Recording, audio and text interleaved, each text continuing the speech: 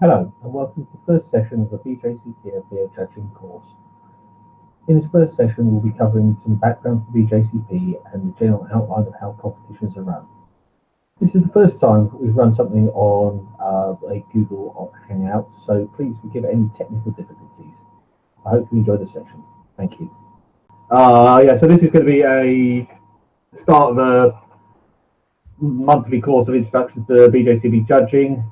I'm going to start quickly by introducing the style guide. One of the things the BJCP produces is this guide to all some definitions of various styles of beer from around the world that have either been brewed, are currently brewed by various people, or have historically been made. This is always an evolving document. Every few years, a new version of it comes out. The last one came out a couple of years ago in 2015. I'll be going into this in a lot more detail shortly. So first things first, we're going to have a start looking at the beer, because otherwise it'll be a bit rubbish. So we'll end up with lots of beers at the end. So the first beer we're going to try tonight is a Czech premium pale lager, which in the style guideline is category 3B. And we have, I believe we all have one of the classic examples, which is Pilsner Urquell. So while we'll pour that, I'm going to just run through some of the things in the style guide from it. I'm probably going to read it all out as we go through it. But if you get it into a glass, I'll start with the general specifications of it. So we always start with an overall impression of the beer. In this case, it's a rich, characterful, pale Czech lager with considerable malt and hop character and a long, rounded finish, complex yet well-balanced and refreshing. The malt flavours are complex for a Pilsner type beer, and the bitterness is strong but clean without harshness, giving a rounded impression that enhances drinkability. That sort of is a general description of the beer, but we really need to dig in some more detail there. So the first thing to look at is the aroma of the beer. So give it a good sniff, and let's see what people can smell. Anyone wants to unmute themselves for a few thoughts and comments?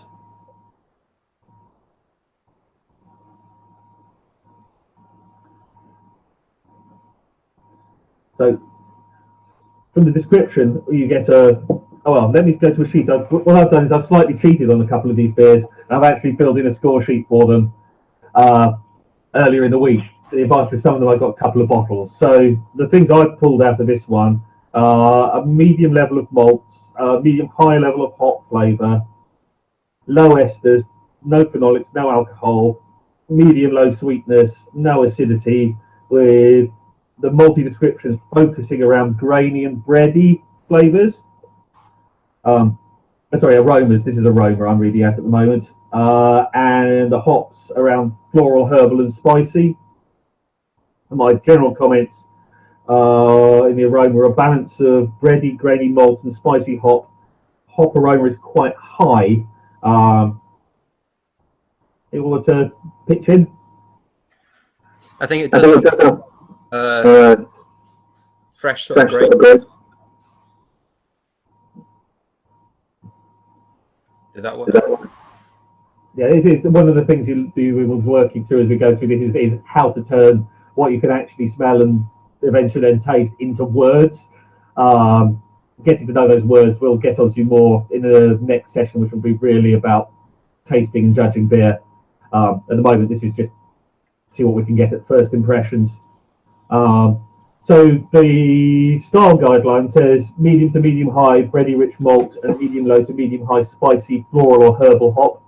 Although the balance between malt and hop may vary, the interplay is rich and complex. Light diacetyl, which is a sort of buttery flavour, or very low fruity hop derived esters are acceptable but need not be present. So this being a classic example, it sort of ticks most of those boxes. The next thing we move on to usually is appearance. So have a look at your beer, perhaps hold it up to a light.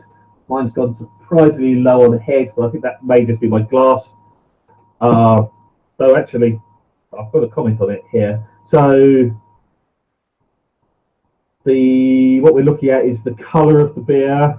You're looking at the head and then how long the head is retained for. In this case, it's sort of gold colour is pretty much what it looks like. ivory or white head. Well, in both cases, this one I've got now and the glass I tried earlier, the head it's faded surprisingly fast, which is interesting. So the style guide says gold to deep gold in colour, brilliant to very clear, clarity, dense, long-lasting creamy white head. So the one thing that I've not had on the two samples of this is a very good head, which is really quite strange, but there we go.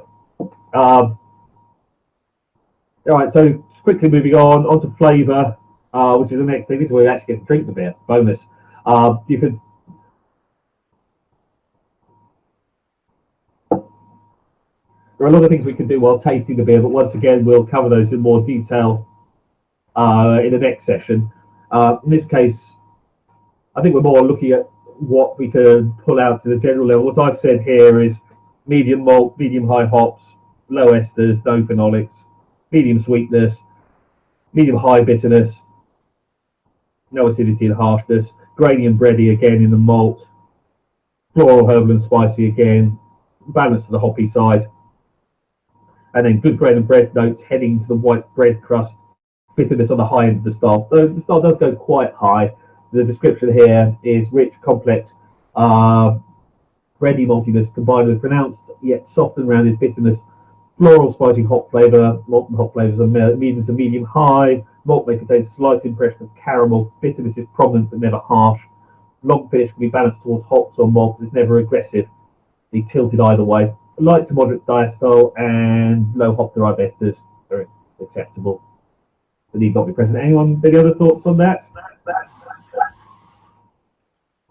Would you say that sort of in term on the style guide it says they can linger towards hoppiness or maltiness, but this one seems like pretty malty to me. Like at the end, all I seem to get is bready maltiness. Yeah, I think there's my taste buds of hop staying there, but a lot of this is very, very subjective, and may vary bottle to bottle as well. But I wouldn't expect it to for this. This is one of the areas you end up discussing it while judging. People's tastes do vary, and while you're judging, you'll end up discussing what you've tasted and coming to the sort of middle ground. I mean, yeah, our balance is towards hoppy, but there is still a fair amount of malt there. I was surprised how pronounced the bitterness was immediately. I wasn't kind of expecting that. Yeah, I mean, this one we're looking at 30 to 45 IBU, which is quite high. I mean, even years ago, that was verging on IPA.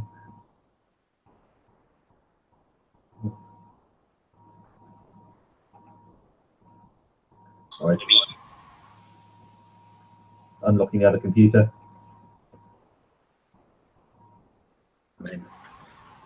Get my notes. So the other things we look at here, the body, which is sort of the combination of mouthfeel and other related experiences. So we're looking at body, carbonation, warmth, which is sort of where you got hot alcohol in there, creaminess, and astringency. In this case, my only comment was my carbonation has been a bit low. Let me just respond to Dave on here.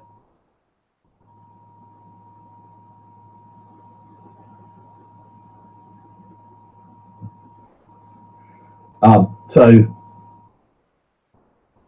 yeah, any other thoughts on body? I mean, it's one of the ones we'll talk a lot more about when we actually get onto some more beers and talking about tasting in particular.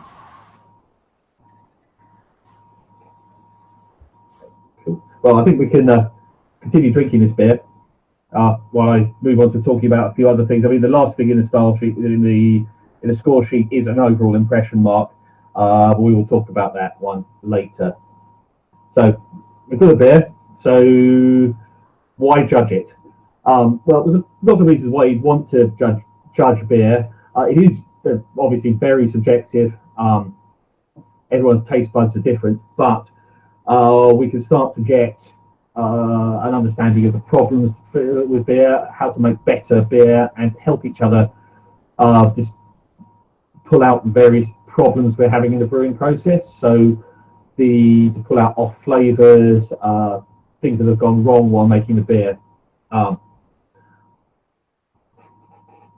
So most of this is primarily about feedback to the person who's made the beer, and one of the important things when judging beer is to understand that you're providing feedback on someone else's something they've spent a lot of time making. So part of it is to be at least polite to the person whose beer you are judging. In the past, there have been some unusual comments on score sheets, so always bear in mind there's a person behind the beer.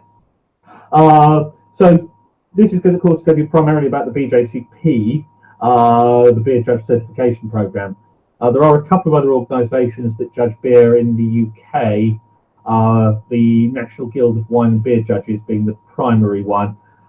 They're a more UK-centric organisation centred around effectively the agricultural fairs and the like, but they have been around a long time. It's always been worth being aware that they're still here. The BJCP was started in the US, as you probably already know, but is now a multinational organisation with people judging beers from in all continents, except possibly Antarctica, but we'll work on that one. It's primarily organised around the US, with there being a number of regions in America, plus one that includes all non-US areas. This organisational structure is always open for change, and it's likely to become more internationally centred over the next while. Every few years there are elections for the leadership teams for each of these regions and for the overall leadership team, which once you've passed the exams, you get to vote in or even stand for. The three things it primarily organises are the style guidelines, which we've already mentioned, the qualification exams, which this is all about, and there's one more. I will come back to that in a second. And the ranking and qualification of actual beer judges as they get more experienced. So we'll get into the style guides in general. Basically, the styles, as you've probably seen if you've got a copy of the style guidelines, I assume everyone's downloaded one somewhere. You can either get this on your phone or in a printed out PDF version like I've got here. The printed out PDF version is quite useful when you're judging when the battery runs out on your phone, which is it's happened to me a couple of times and it's really annoying.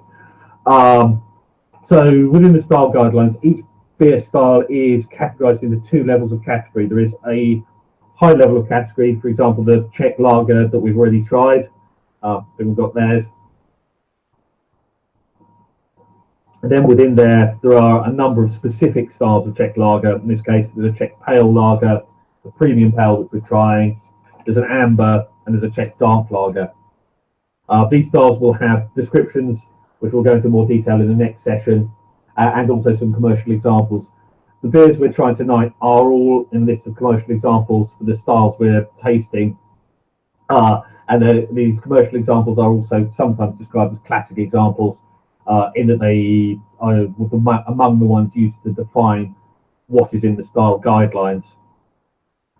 So before we go too much further, and before we run out of this particular beer, which is nice,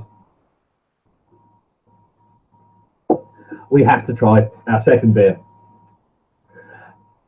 I'm sorry, we have to try the second beer. American Light Lager is an interesting case. It's a beer that's rarely brewed by by home brewers. Well, it's an American lager, but when you do it, it's actually a very hard beer to make, because there is nothing to it. There's no malt flavour. There's no hops. There's nothing to hide your flaws behind. In many ways, it could be considered an interesting beer to brew, except I'm not entirely sure what I'd do with 40 pints of it. So running through the style guidelines again, we have a very pale, highly carbonated, light-bodied, well-attenuated lager with a very neutral flavour profile and low bitterness. Served very cold, I'm not sure my fridge goes to very cold, but cold will do. It can be a very refreshing and thirst-quenching drink, which is a surprisingly positive thing to say about it.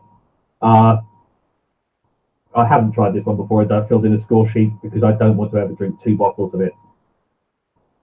So, if we give it a sniff, we have low to no malt aroma, though this can be perceived as grainy, sweet, or corn-like if present. And Budweiser is brewed with corn as an adjunct, and some of the others have rice. And there is a distinct bit of corn there, I think. Hop aroma may vary from none to light, spicy or floral hop presence, while clean fermentation character is desired. A light amount of yeast character, particularly a light apple character, is not a fault. Like DMS, which is cooked corn flavour aroma, is not a fault. So with this, there is some of the apple aroma, in my opinion. Yeah, I think I must blame my glasses for the lack of head rather than the actual beer. So it may be the beer. So the appearance is very pale straw to medium yellow colour. White frothy head seldom persists, which this one definitely hasn't, and is very clear. So any thoughts on this from anybody?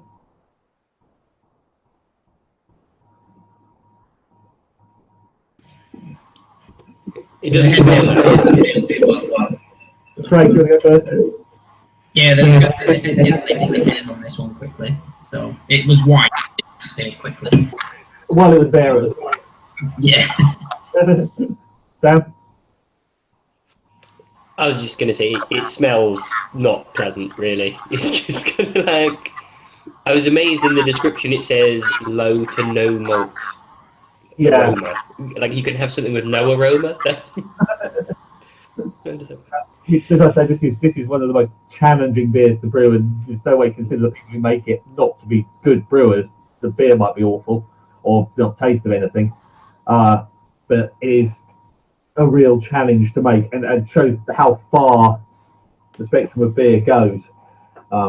So moving on to the flavour, relatively neutral palate with a crisp and dry finish, and moderately low to low grainy or corn-like flavour that might be perceived as sweetness due to the low bitterness. Hop flavour ranges from none to moderately low levels and can have a floral, spicy or herbal quality, though often not strong enough to distinguish. Hop bitterness at low or medium-low levels. Balance may vary from slightly malty to slightly bitter. It is relatively close to even. High levels of carbonation may accentuate the crispness of the dry finish. Clean lager fermentation character.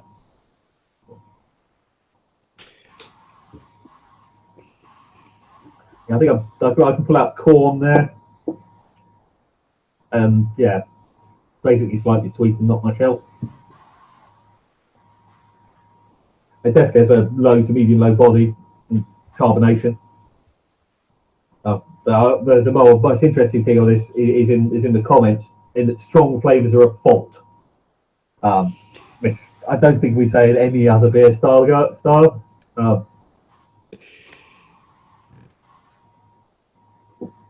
But you don't often get light lagers to judge. Cream ales are relatively common, but there are some of these styles where having a strong flavour is not what you're really after. You're looking for what is described in the style guidelines, not whether it's a good beer or not. That you do get to judge whether it's a good beer or representation of the style more later in the competition. But you're all the way through, you're judging whether it is an example of the style it is described as, rather than whether it is necessarily a good beer. Okay, so I'm going to move on a little bit to talk about competitions, and if anyone wants to say anything more about our American light lager. It's so heavily carbonated that it's almost like a soda water, or if I was feeling really glamorous, I'd say champagne. It's all bubbles on your tongue because there's no body to it. Yeah, I'd expect some more flavour from champagne, but just in terms of mouthfeel. Yeah, excellent.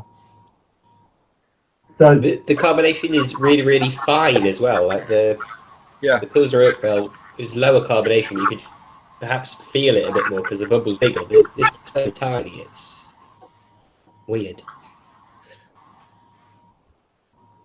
Okay, so what I'm going to move on to now is how competitions work. So when someone wants to run a competition, you have 3 sets of roles involved in running it. You have the competition organizer, which may be 1 or sometimes a couple of people. You have beer judges and stewards. So usually what happens is you will announce you have a competition running and you will have a website set up to register beers. There is a set of software that you can you can get from the BJCP or related to BJCP that will help you run competitions. It's not the greatest website software in the world, but it does do the job. People register their beers on the site, as many of you probably have done before, filling in details about the style of the beer, their details, and in the case of the more unusual styles, some description of what the beer is. So if you've made a barrel aged something, you have to describe what the base style is, and the like. Then you send your beer in, or you drop it off at a drop-off location for the judging of the event. One of the things that's worth noting is packaging beer for sending it. There's quite a lot of information on this online, but we've all received quite a lot of broken bottles in the past. So be careful to individually bubble wrap and put the labels in little plastic bags. So just to get a bit more detail there, when you've entered the competition, you print off a special label from the website and you put that in some kind of plastic bag and rubber band it onto the bottle so we know that it's your beer. After everyone's entered the beers, what the competition organizer will then look at all the beers that have been entered and look at the categories they're in, and then try and group them into a number of larger categories of similar size. These may match the high-level categories in the style guideline, but they don't have to.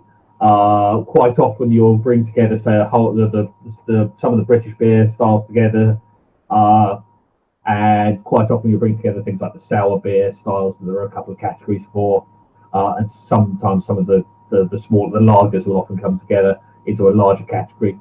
These are your judging categories. Yourself on mute. These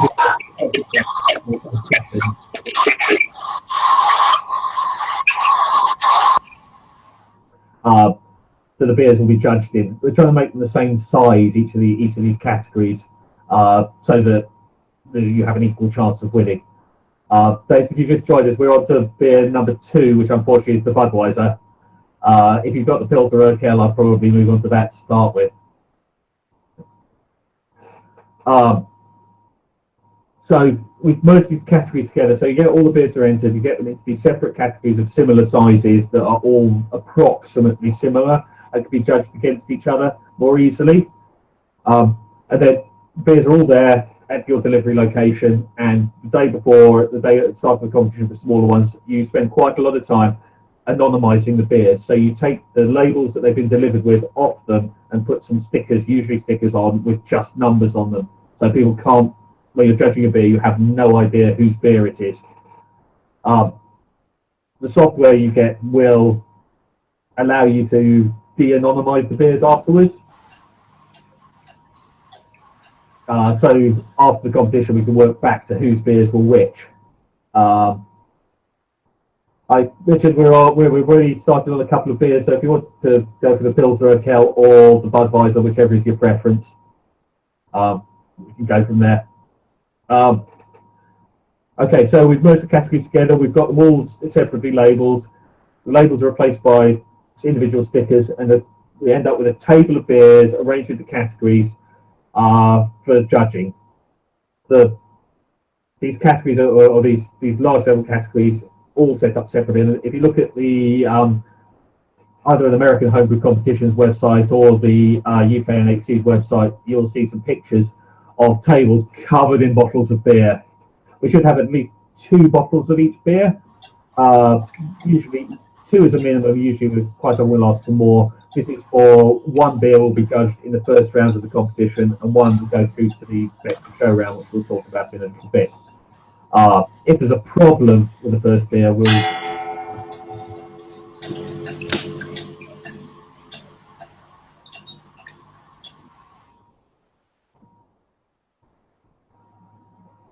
cool. Okay, so before we get bored and run out of beer, I think it's time to drink some more beer. Our third beer, which is contained to the page in the style guideline, is our Helles. So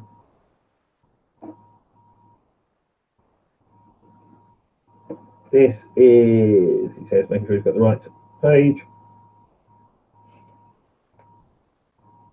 I'm on the wrong page. That's the German Pils. Let's go to that one. Here we go. Munich Helles.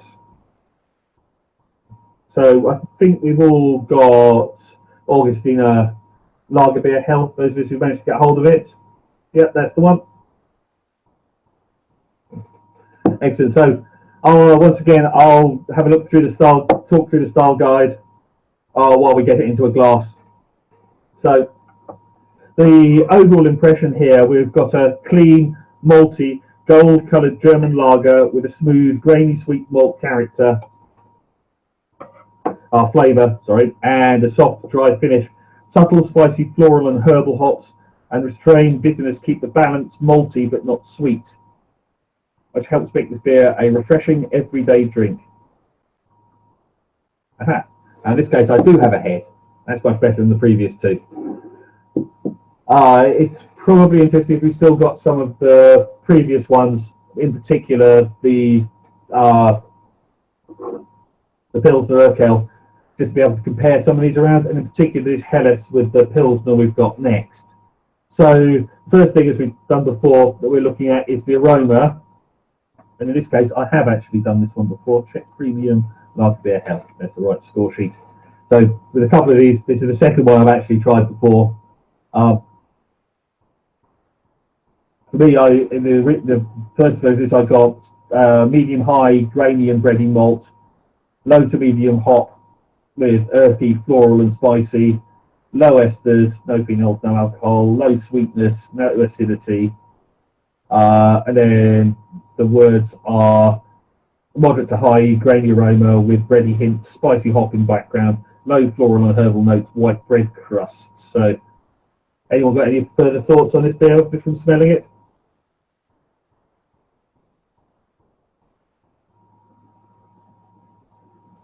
I used to ask, when you say medium high and like moderate low, is that, yeah, basically, can you explain a bit about the wording of how these things come about? So medium high, is that in the middle of high, or is that moderate to high?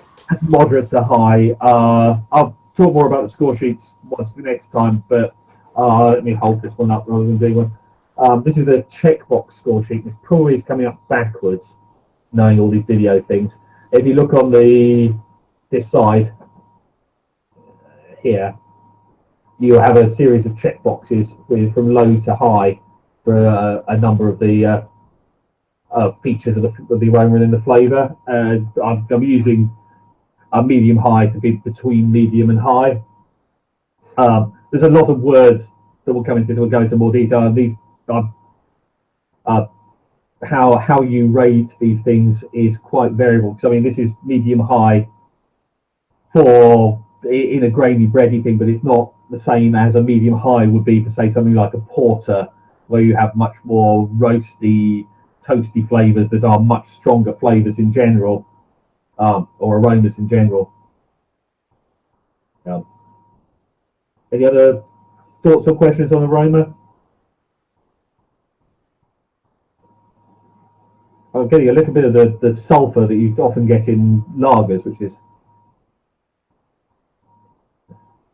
Okay, so moving on to appearance.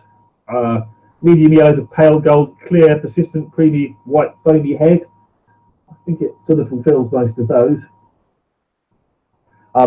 Interesting, when you're judging these beers, the appearance, it's a relatively low score. You've got 3 points to give for appearance.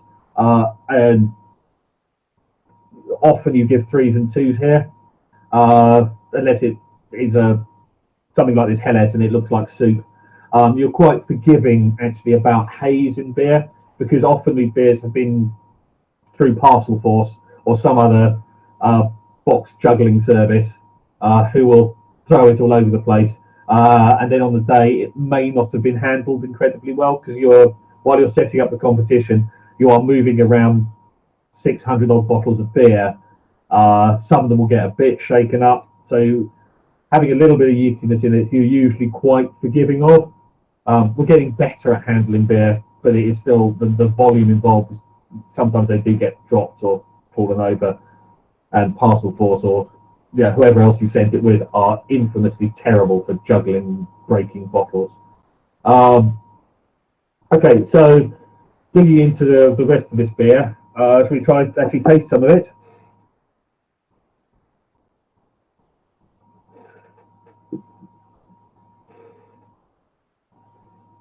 So what I got when I tried this before, yes, was medium to high malt, low to medium hops, low esters, low to medium sweetness, low to medium bitterness. I could probably go a bit higher on the sweetness actually.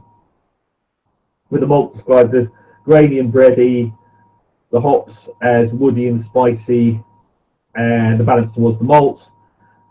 Bread crust and grain dominate the flavour with a background of spicy notes. Gentle grainy sweetness, balanced with subtle bitterness, dry finish with malty bready aftertaste. Any thoughts before I read the style guides out?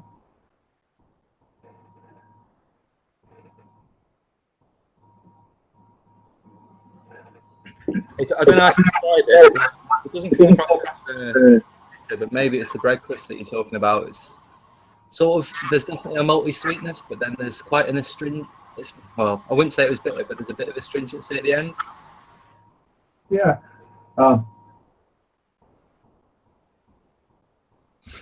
It's certainly not hugely sweet. It's a little bit of sort of dryness at the end, I think. I probably wouldn't go as far as astringency, but as I say completely, everyone's taste buds are different, and these things get discussed out at the end. So the guidelines for flavour say moderate malty start with a suggestion of sweetness, moderate grainy sweet malt flavour with a soft round palate impression, supported by a low to medium low hop bitterness. The finish is soft and dry, not crisp and biting. Low to moderate low spicy floral and herb and hop flavour. The malt dominates the hops on the palate, finish and aftertaste, but the hops should be noticeable.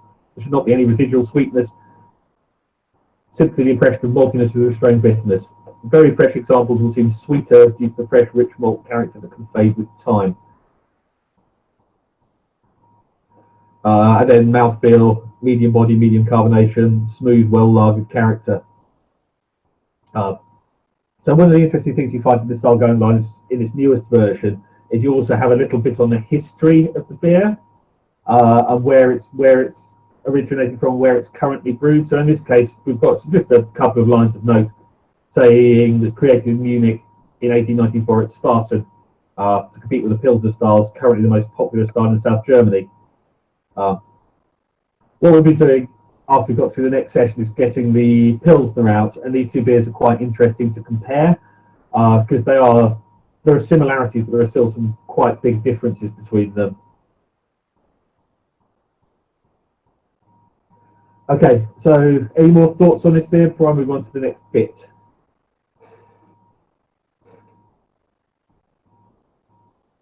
Very dry. I see some thumbs up going on there, so some people like it. But this is a style you don't often get in the UK, which is nice for a change. So moving on with the competition, let's talk a little bit about what happens on the actual day of the competition. Hopefully all your judges who said they'll turn up.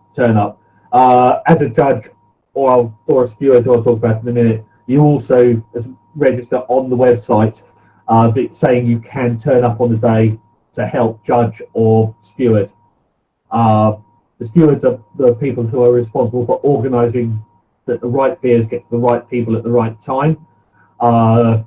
for the initial organisation of the beer, for getting them out of the boxes and putting them on the tables, everyone helps out at that, and probably during the day. But once the judges have sat down, each table of judges will have one or more stewards who will go and get their beers and add another layer of anonymisation to being unable to see whose beer it was, so you can't easily see the identifiable bottle. So if someone has a particular style of bottle they usually use, it's not quite so obvious. So at the start of the day, we'll have worked out how many rounds of judging we need to do during the day to get through all the various categories. We may not have, in fact we almost always never do have enough judges to do all the beers in one go. So we'll divide it up into a series of rounds, often with a break in between to get something to eat, have some water, relax for a bit, and start thinking about your next thing. The judges are assigned to the various categories of beer we have available, and we're judging for the day. And we try and have the right number of judges on each table. Judges will almost always judge in at least pairs, sometimes more, but almost always pairs for each set of beer. So for smaller categories, you will have one pair of judges attached to it. These who will judge all the beers in that category. For larger ones, you may have several pairs of judges judging them, just so that you don't have too many beers to drink. The beers will be organised into what we call flights of beer. These are usually sets of about 6 to 10 beers. Each pair of judges will judge a flight of beer of a particular style. So say we have 20 beers in a category, we'll need 2 pairs of judges to do 2 flights of 10, which is pushing it really. We might go for 3 pairs of judges on that. So each of these pairs of judges will get their beers one at a time, provided by the steward. They'll pour them into various judging glasses. I've got some usual judging glasses around, but I'll wave those around when we get into more detail of judging next time. They'll go through the process of judging each beer in turn, and I'll go through the process much more detail next time. They'll fill in the score sheets. Sometimes they'll start talking to each other while they're filling in the score sheet. Sometimes they won't. That's up to each pair of judges, and there's a little bit of style variation there. They'll try and get this. They'll fill in their score sheets fairly independently, and then we'll get to their first score. Then they'll compare their 2 scores and try and get them within a certain bound of each other by discussing what they tasted, where they thought there were flaws, where they thought there were good points. Usually we're trying to get them within 7 points of each other, though usually you can quite quickly get them within 4 or 5. The final score for each beer, that is the score you get at the end of the competition, will be agreed between the judges and be somewhere between the 2 scores they've got to.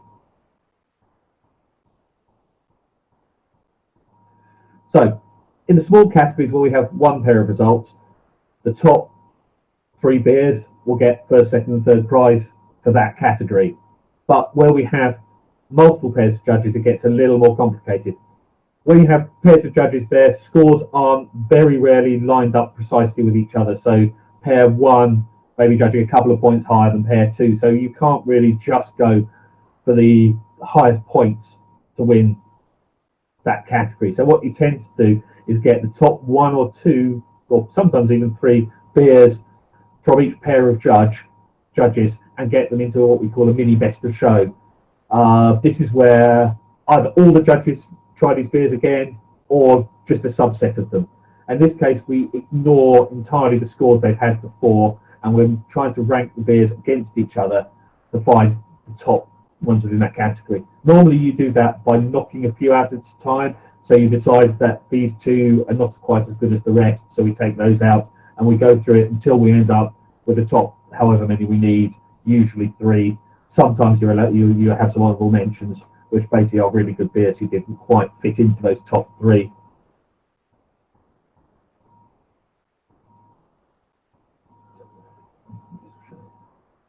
Okay, so in most competitions, you'll then end up with a winner from each of these categories, the categories we discussed earlier, which are an amalgamation of the specific ones within the style guideline.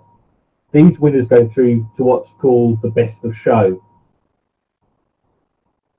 This is very similar to the mini best of show that we mentioned earlier, but usually you'll pick a few judges, 2 or 3, Often the criteria for picking those judges are the ones who don't have beers in the best of show. Obviously, you can't judge your own beer, and quite often judges are quite good at brewing beers to the style guidelines to do well in competition. So often you're quite limited to the number of judges who can judge the best in show because a lot of them have beers in it. This group then takes the best beer from each of the categories and once again tastes it against its style guidelines. You're trying still against the style guidelines to find the one that is closest, and you're still starting to look for the best beer here. Once again, usually you knock them out one at a time. This can get very hard, and we get a lot of debate about getting the best of show out. But it's quite fun to do, and it's an interesting experience.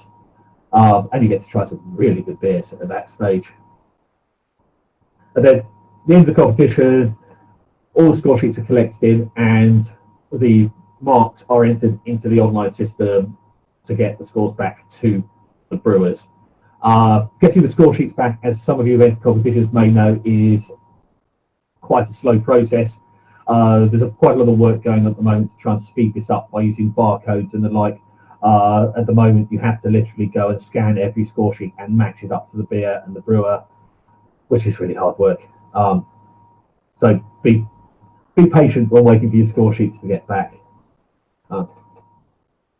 All your score sheets you get back will have the name and contact details of the judge who judged it, who you can always get in touch with to ask about why they scored it like that.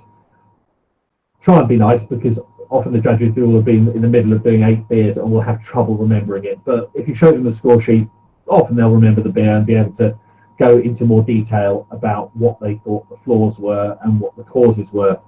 One of the main things we're trying to do while giving these score sheets is to help people make better beer. This isn't a way of criticising people's brewing. This is a way of making people make better beer and enjoy better beer. So, for this. And before we move on, before we go any further, I think we should try our Pilsner. So once again,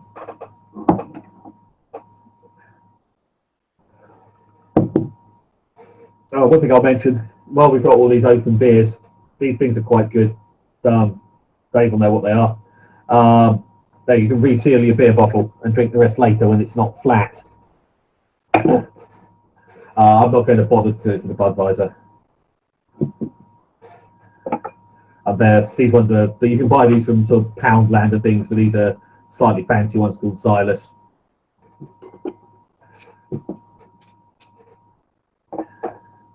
Okay, so let me find the page. German Pilsner.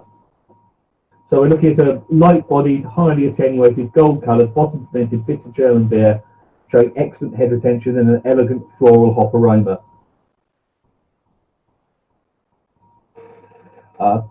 Crisp, clean and refreshing, a German Pils showcases the finest quality of German malts and hops. So let's get our noses in that.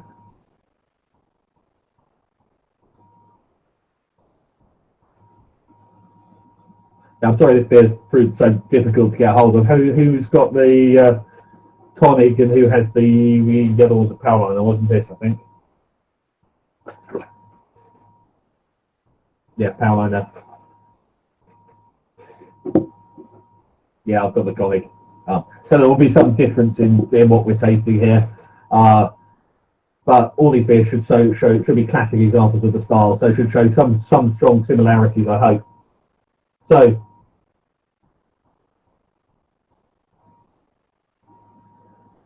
any thoughts on the aroma?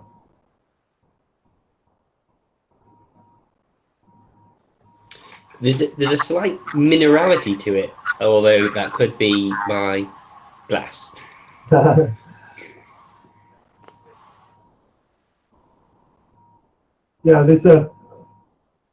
you can have a light sulphuriness quite often.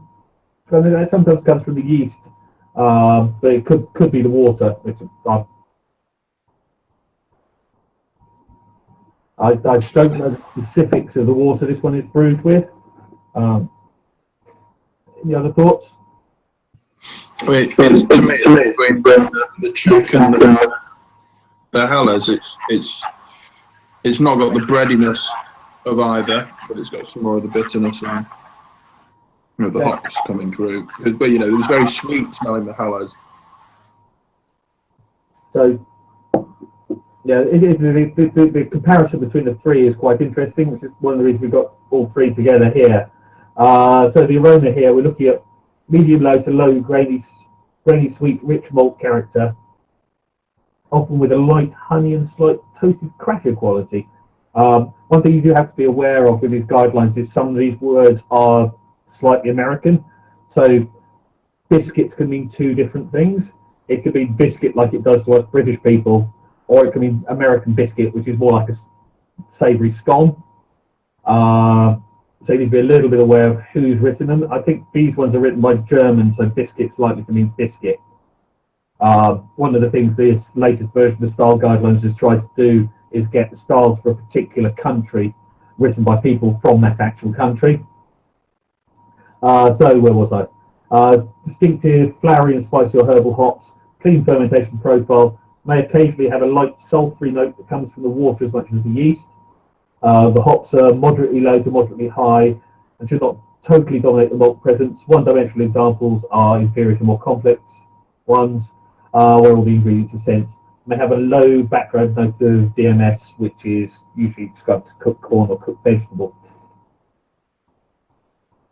But yeah, I'm definitely getting some sulphur with this.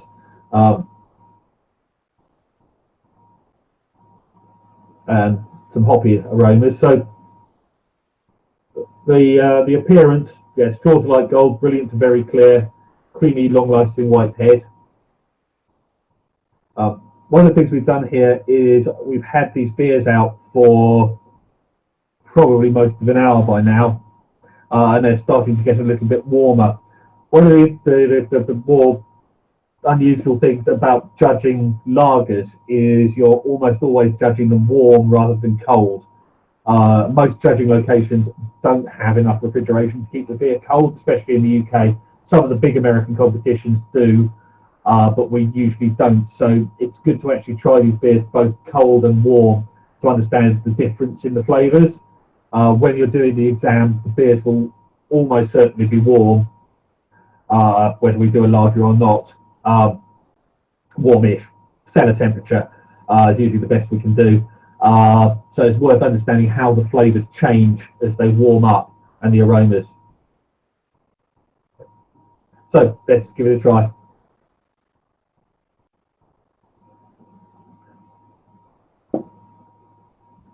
Okay, any thoughts on flavour?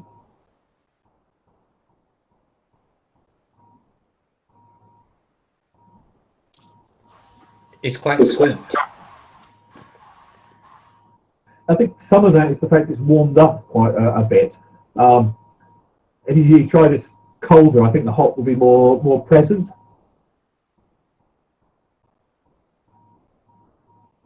I think there is like quite a bit of hops, well, spicy hoppiness, because now that it's a bit sweeter, it almost seems, again, like this is just a word, but like it's getting on towards like gingerbready. It's like sweet and spicy.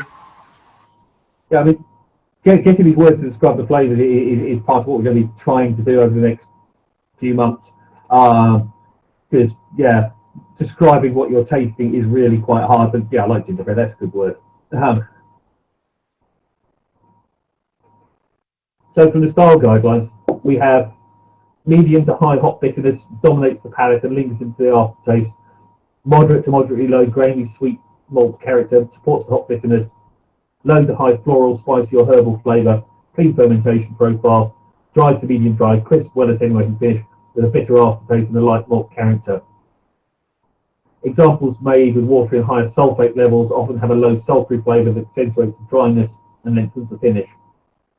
This is acceptable but not mandatory. Some versions have a soft finish with more malt flavour, but some but still with a noticeable hop bitterness and flavour, but balanced still towards the bitterness. It's interesting. We can probably compare this with the Helles. It's probably an interesting thing to compare. One of the things that will happen in the exam is that you'll be in the tasting exam is you'll be presented with a beer that is not that is described as being one style but is actually another. So a Helles presented as a Pilsner is an option. In my exam, I had a Helles presented as a Kolsch. Understanding how these differences are, this won't be American light lager presented as American lager, or two very similar styles that are hard to separate. I'd consider it quite mean to compare the Vienna lager, the Czech lager, to the Pilsner.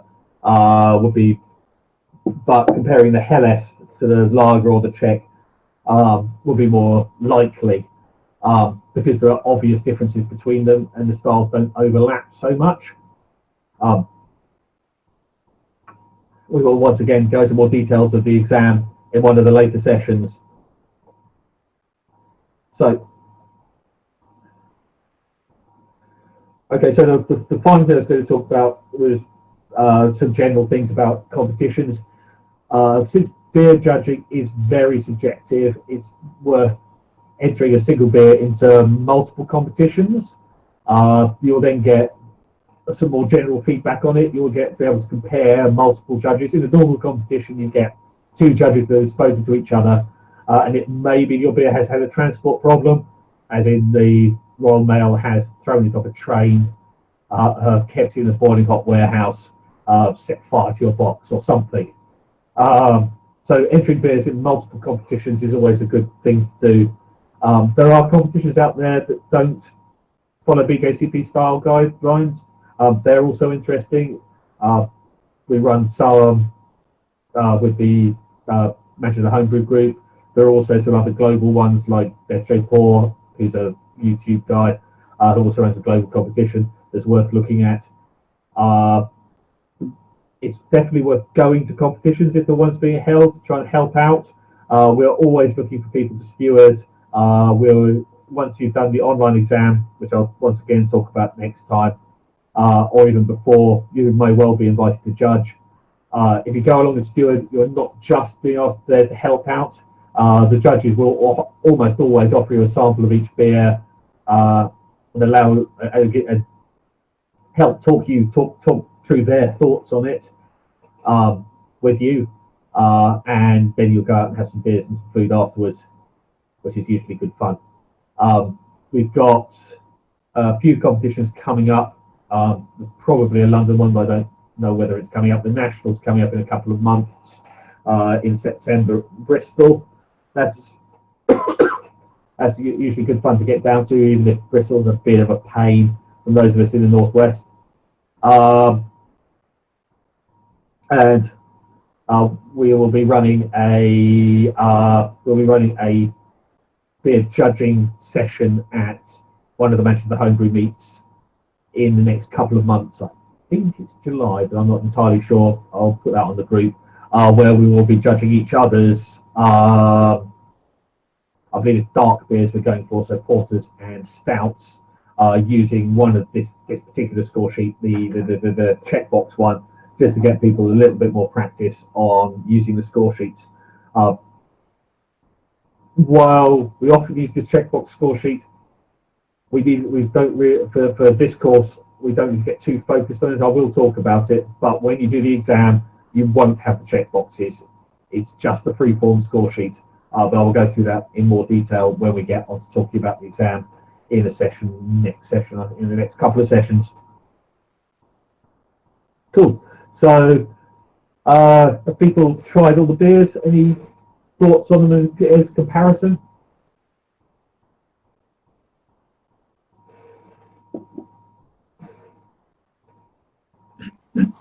With the Helles and the Koenig, you can just taste it instantly. The Helles is so much more bready. It comes across just so much. Maybe it's because it's warmed up a bit as well, but comparing those two side by side, they just seem like totally different. That sort of maltiness on the Helles really comes through.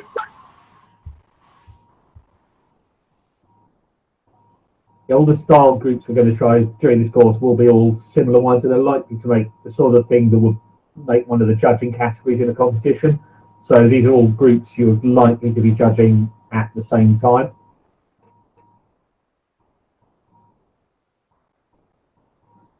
Excellent. So that was all I was going to talk about this time round.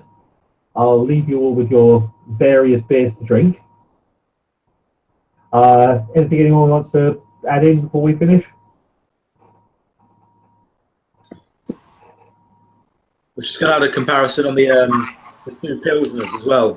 How much, again, might be because it's warmed up a bit, but how much more hoppy the Urquell is compared to the German Pilsner. Yeah, it's interesting to separate the hoppy difference from the difference in bitterness. I think there's a lot more hop aroma and flavour in the Urquell, whereas the bitterness level is fairly similar to the German Pils. Excellent. I think I'll wind it up at that point for everybody. I hope that was fun.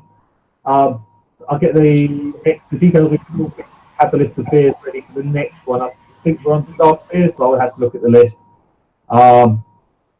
And I will talk to you all soon.